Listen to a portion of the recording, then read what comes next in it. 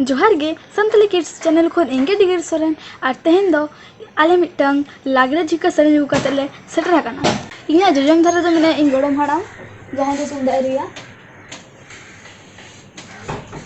और इना लेंगा धारा दो मेने इन गोड़म बुढ़ी जहां दो बाना मेरिया